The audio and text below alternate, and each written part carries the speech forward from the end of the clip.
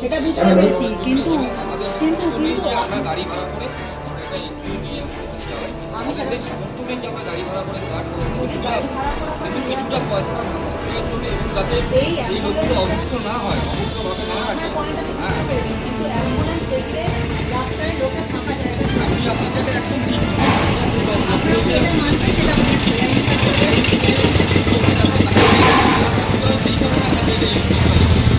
লোক যাতে না এটা থাকে বলে আপনারা বেআইনি কাজটাকে আইনি বলতে চাইছেন? না না আইনি বা আইনি জায়গায় আমি যাচ্ছি না। আমি আমার হচ্ছে যে কোটা আমার আবাসিক আছে তাদের যেন না খেয়ে থাকতে হয়, সেই কারণে আমাদের এই এবার এই অন্য গাড়ি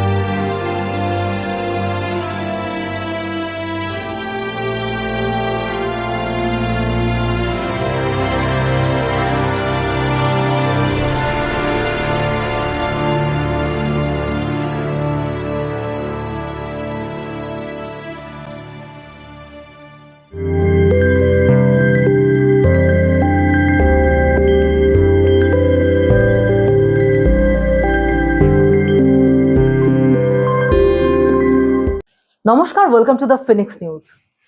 কখনো কি শুনেছেন অ্যাম্বুলেন্সে করে রোগীর বদলে অন্য কিছু নিয়ে যাওয়া হয়?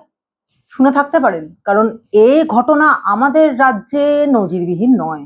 অন্যত্র অ্যাম্বুলেন্সে করে মানুষেরই যাতায়াত হয়, তবে আমাদের রাজ্যে শুধু মানুষ নয়, নিত্য প্রয়োজনীয় সামগ্রী, অন্যান্য জিনিসপত্র, এমনকি কাঠ পর্যন্ত অ্যাম্বুলেন্সে বহন করা হয়। শুনে যদি অবাক লাগে, তবে অবাক হবেন না, কারণ এই ভিডিওটা আপনার জন্য। উত্তরপাড়া বিধানসভার মধ্যে কোন্নগর এলাকায়, কোন্নগর অঞ্চলে এই ছবি দেখা গেছে এবং ফিনিক্স নিউজের পক্ষ থেকে সেখানে গিয়ে তাদেরকে কনফ্রন্ট করা হয়। একটা বৃদ্ধাবাসের জন্য ব্যবহার করা হয় এই অ্যাম্বুলেন্সটি, এবং এই অ্যাম্বুলেন্সের মধ্যে কিন্তু সেই নামধামও লেখা রয়েছে।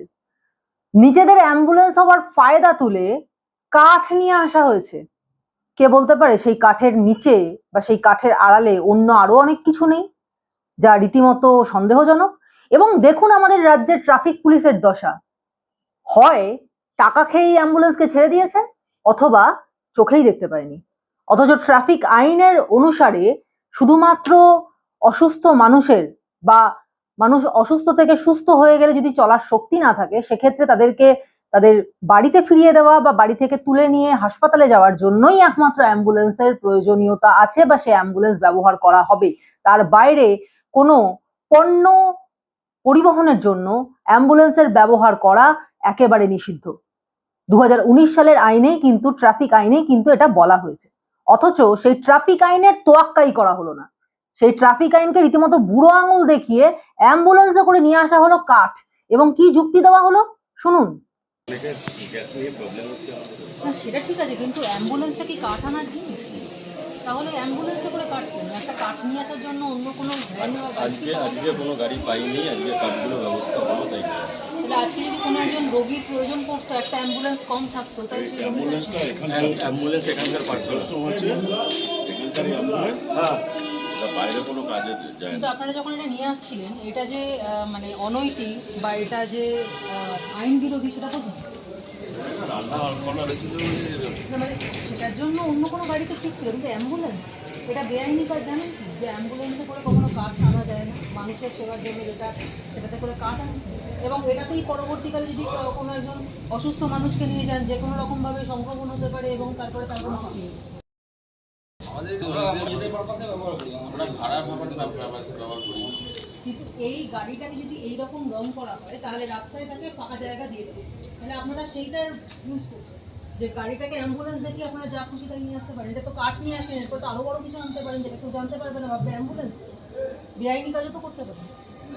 আপনি ঠিকই বলেছেন, আমি একদম আপনার জায়গায় ঠিক। এখন আমাদের যেভাবে এতগুলো লোকের চালানোর জন্য যেটা দরকার, গ্যাসই পর্যাপ্ত গ্যাস তো আমরা পাচ্ছি না। সেটা বুঝতে পেরেছি, সেটা বুঝতে পেরেছি, কিন্তু আমাদের কিন্তু সামর্থ্য নেই কিন্তু যে আমরা গাড়ি ভাড়া করে আমরা একটা এনজিও রিহ্যাবিলিটেশন চালাই। আমাদের সেই সামর্থ্য নেই যে আমরা গাড়ি ভাড়া করে কাঠ বা অন্য যদি কিছু গাড়ি ভাড়া করে আপনারা কিন্তু নিয়ে কিছুটা আসতে পয়সাটা সাশ্রয়ের জন্য এবং যাতে এই এই লোকগুলো অ্যাম্বুলেন্সটা- অভুক্ত না হয়, অভুক্তভাবে না থাকে। আপনার পয়েন্ট আমি বুঝতে পেরেছি, কিন্তু অ্যাম্বুলেন্স দেখলে রাস্তায় লোকের ফাঁকা জায়গা দিয়ে আমি আপনাদের বেআইনি কাজটাকে আইনি বলতে চাই।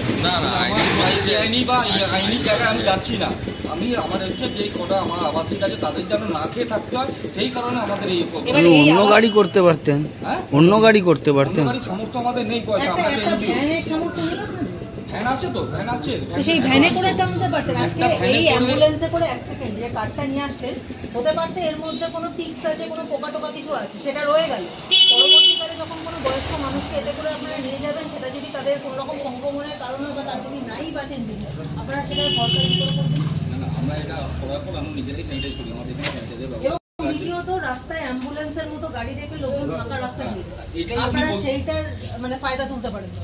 ফায়দা তুলছি না একদম না। আমরা হুটারও বাজাই না, যখন আমরা আসছি আমরা কোনো সাইরেন বা এই হুটার এই বাজাই না। গাড়িটার রং দেখলেই লোককে ছেড়ে দেবে, হুটার বাজানোর দরকার তো আলাদা ব্যাপার, কিন্তু হুটার তো বাজানোটাই নিয়ম। যখন আমি পেশেন্ট থাকে যে আমরা হুটার না বাজিয়ে এই তাই না? কাজটা কিন্তু বেআইনি। মধ্য এশিয়ায় যুদ্ধ পরিস্থিতি এবং সেই কারণে এলপিজি সংকটে সারা দেশ ভুগছে, সারা রাজ্য ভুগছে, এবং সেটাকে সকলে মেনেও নিয়েছেন। যেভাবে তার সাথে বাঁচা যায়, যেভাবে সেখানে এই পরিস্থিতির সঙ্গে লড়াই করে বাঁচা যায়, সেই পথেই সবাই নিচ্ছেন। কেউ হয়তো কয়লার উনুনে রান্না করার ব্যবস্থা করছে, কিন্তু যেহেতু বৃদ্ধাবাসের রান্না করতে হবে এবং যেহেতু এলপিজি অমিল, সেই কারণে কাঠ নিয়ে আসার জন্য অ্যাম্বুলেন্স, ভেবে দেখুন তো, যারা একটা অ্যাম্বুলেন্স অ্যাফোর্ড করতে পারে তারা কি কাঠ নিয়ে আসার জন্য একটা ভ্যান ভাড়া করতে পারে না? অ্যাম্বুলেন্সে করে কাঠ নিয়ে আসা, সত্যি কি কাঠ নিয়ে আসা, নাকি কাঠের আড়ালে অন্য এমন কিছু নিয়ে আসা যা লোকের চোখ এড়িয়ে আনতে হবে, সেই জন্য ওপরে কাঠ সাজিয়ে নিয়ে আসা হলো? এবং এই ধরনের ঘটনা আকছান আমাদের রাজ্যে ঘটছে, আমাদের নজর পড়ছে, এবং তারপরেও রাজ্য সরকারের কিন্তু কোনো হুঁশ নেই। এই নাকি উন্নয়নের নমুনা, এই নাকি ল অ্যান্ড অর্ডারের নমুনা। এবং যখন সুপ্রিম কোর্ট এ রাজ্যের আইন শৃঙ্খলা পরিস্থিতি নিয়ে প্রশ্ন তোলেন এবং বলেন যে গোটা রাজ্যটা পোলারাইজড হয়ে গিয়েছে, তখন রাজ্যসভার পক্ষ থেকে, রাজ্যের পক্ষ থেকে কপিল সিব্বল হাত জোড় করে বলেন যে এইভাবে ল অ্যান্ড অর্ডার যে নষ্ট হয়ে গেছে, এ কথাটা উইথড্র করে নিন মহামান্য বিচারপতি, তা না হলে সেটা ভুল ইম্প্যাক্ট করবে রাজ্যের মানুষের উপরে। কপিল সিব্বলকে প্রশ্ন করতে ইচ্ছে করে, অবশ্যই তিনি আমার এই ভিডিও কখনো দেখতে পাবেন না হয়তো, কিন্তু যদি কোনোদিন দেখতে পেতেন তাহলে তার কাছে এই প্রশ্ন থাকতো যে আপনি সুপ্রিম কোর্টকে যদি বলেন যে এই ল অ্যান্ড অর্ডার রাজ্যে ধ্বংস হয়ে গেছে, সেটা তুলে না নিলে রাজ্যে অন্যরকম এফেক্ট হবে, তার জন্য কি রাজ্যবাসী অপেক্ষা করে থাকে? আপনার কি মনে হয় বাঙালিরা এতটাই বোকা যে তারা বুঝতে পারে না যে রাজ্যের ল অ্যান্ড অর্ডার অনেকদিন আগেই ধ্বংস হয়ে গেছে? সুপ্রিম কোর্টের বলার অপেক্ষা রাখে না সে বিষয়টা। সুতরাং মাননীয় কপিল সিব্বলজি এই যে কথাটি বলেছেন না, যে সুপ্রিম কোর্টকে হাত জোড় করে অনুরোধ করছি যে রাজ্যের ল অ্যান্ড অর্ডার ধ্বংস হয়ে গেছে, এমন কথাটি উইথড্র করে নিন। সুপ্রিম কোর্ট উইথড্র করলেও আসল পরিস্থিতিও বদলাবে না এবং রাজ্যের মানুষের বোধ বুদ্ধিতেও এতটুকুও চড়া পড়বে না। সবাই সবটা বুঝতে পারে। এবং আপনি কত টাকা খেয়ে রাজ্য সরকারের কাছ থেকে, এবং রাজ্য সরকারের টাকা তো নয়, রাজ্যের আম আদমির ট্যাক্স পেয়ারদের টাকা খেয়ে আপনি যে সেই মানুষগুলোকেই একেবারে ফেলে দিচ্ছেন বিপদের মুখে, সেটা কি আপনি বুঝতে পারেন? অবশ্য আপনার বুঝে লাভ নেই, আপনার কাছে তো টাকাই সব। টু পাইস ফাদার মাদার যাদের কাছে, তাদের কাছে সাধারণ মানুষের দুঃখ দুর্দশা নিয়ে চিন্তা করার কোনো জায়গাই নেই। যেমন আম আদমি পার্টি, রাঘব চাড্ডাকে যেভাবে সাইড করে দেওয়া হলো, আম আদমি পার্টির কথার মানেই তো হলো আম আদমিকে নিয়ে কথা বলা। রাঘব চাড্ডা আম আদমি পার্টিতে থেকে আম আদমির সমস্যা নিয়ে কথা বলেছেন বলে তাকে সাইড করে দেওয়া হলো। তাতে বক্তব্য রাখা যাতে সময় না দেওয়া হয়, সেই কারণে আম আদমি পার্টি পার্লামেন্টে অ্যাপিল করেছে।